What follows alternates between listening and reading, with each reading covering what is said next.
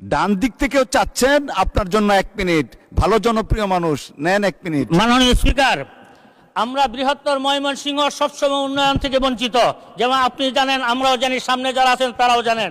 আজকে প্রধানমন্ত্রী বেগম খালেদা জিয়া বেঁচে থাকলে হয়তো আমি এই বেঞ্চে না থেকে ওই বেঞ্চে থাকতাম। তা আমি আপনাকে আমাদের অভিভাবক মনে করি। আপনি অভিভাবক হয়ে আমাদের বৃহত্তর ময়মনসিংহ উন্নয়নে আমাদেরকে অবদান রাখার সুযোগ দেবেন ইনশাআল্লাহ। সাথে সাথে গতকালকে থেকে আমরা একটা সংবাদ পাইলাম যে ময়মনসিংহ থেকে শেরপুরের রেল লাইনের একটা অনুমোদন পাস হয়েছে।